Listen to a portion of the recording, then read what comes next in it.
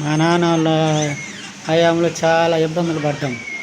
Current లేక చల్ల చెట్లలో అడవులలో ఉండి బాధలు పడి కష్టాలు పడి కరెంట్ లేక గుడ్లలో కిరోసిన్ పోసుకొని గుడ్లు పెట్టుకొని అడవిలో కొండలలో ఉండేవాళ్ళు. మేము ఎరుకలలో ఆ రిస్కులన్నీ ఎందుకులే, బాధలు పడటం ఎందుకని మేము ఏడన్నా దేవుడు మన్యాలు ఏడన్నా ఉన్న ఆక్రమించుకొని ఇల్లు వేసుకొని ఆడ వాళ్ళతోటి జయించి బాధలు పడి కష్టాలు పడి జైలుకు పోయి పోలీస్ స్టేషన్లో పోయి బాధలు పడి ఉండేవాళ్ళు. కానీ ఇంకా ఎన్నెందుకు ఆ రిస్కులన్నీ తలనొప్పులు ఎందుకు అని చెప్పి మేమేం చేసినాం, మేము పెయింటింగ్ పని చేస్తాం. సరే అని సెంటు 8,500 5,000 80,000 సెంటు 4 సెంట్లు కొనుక్కుందామని డబ్బులు చూసుకొని బ్యాంకులో లోన్ పెట్టుకొని డబ్బు తెచ్చుకొని 3,80,000 4 సెంట్లు తీసుకొని ఆ 4 సెంట్లు ఇంకా డబ్బులు ఎట్ట చేద్దామని ఒక 5 లక్షలు తీసుకొని ఆ 5 లక్షలకు చిన్నగా ఇల్లు వేసుకుంటే ఆ ఇల్లు కారుతుంది, రేకులు బాగా జాయింట్లు కలవాలి. సరే కానీ తారుమాల పట్టని ఆ పట్టని ఈ పట్టని ₹1,00,000 ఇచ్చాము, ఏం నిలబడ. సరే కానీ మళ్ళీ అప్పు తీసి ఒక 2 లక్షలు పెట్టి మళ్ళీ రేకులు వేయించాం. చుట్టూ పారి కూడా ఒక 5 లక్షలకి కట్టించారు. బోరు ఒక ₹1,00,000 బోరు వేయించుకున్నాం, ₹1,00,000 మోటార్ బిగించుకున్నాం. ఆ గేట్లు కటకటాలు అవి ఒక ₹1,00,000 అయ్యాయి. మొత్తము ఇల్లుతో సహా 25 లక్షలు అయింది మొత్తం. అయ్యేసరికి అంతా రిస్కే, తలనొప్పులు.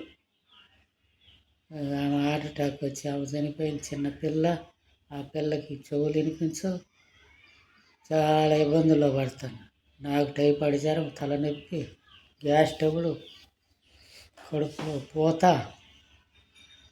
అన్ని బాధలు వచ్చి పడ్డాయి. ఎవరు దిక్కు లేరు, ఎవరి దగ్గర తీసేవాళ్ళు లేరు, ఎవరు పలకరించేవాళ్ళు లేరు. కరెంటు కట్టుకుందామని పోతే దోమల్లో ఉంటున్నామయ్యా, కరెంటు కొంచెం ఇవ్వండి, ఇల్లు కట్టుకుంటున్నాము అని అంటే తమ దగ్గర లేదు, ఒక 50,000 కట్టు కరెంటు లాగుతామని ఆ కరెంటు లాగిచ్చిన 50,000 పెట్టి కరెంటు బిల్లు తెప్పించుకున్నాం. పంచాయతీ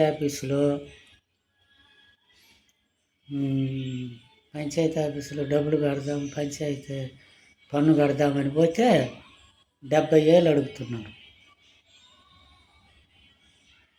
అట్టా ప్రభుత్వం, అది ప్రభుత్వం. ఇంటికి వచ్చి నీకేం కావాలని గవర్నమెంట్ సర్కారు మీకేం కావాలయ్యా మీకేం కావాలని బతివాడి రాపించుకొని పోయి చేపించుకొని వస్తే బాగుండేది. అది తీసేసి ఇది పెట్టేసరికి అంతా లంచమే. హాస్పిటల్కి పోతే గ్యాస్ ట్రబుల్ అని, రక్త పరీక్షలకే 10,000, మందులు ఒక 10,000, 20,000, కూలి అంతా 800 కూలి. ఒకరోజు పోతాము, ఒకరోజు పోము, ఒకరోజు పని ఉంటుంది, ఒకరోజు పని ఉండదు, చచ్చిపోతాంగా. గుడ్డు పెడతాం, నీళ్ళకి గుడ్డు పెడతాం. అదే ₹1,000 ఖర్చు పెట్టుకోండి అయ్యా, మొత్తం నేను చూస్తానన్నాడు. అది మంచిది కదా. ఏం చేయాలా? ఏ గవర్నమెంట్ వచ్చి మాకు సాయం చేస్తున్నారు? ఏం చేయాలా?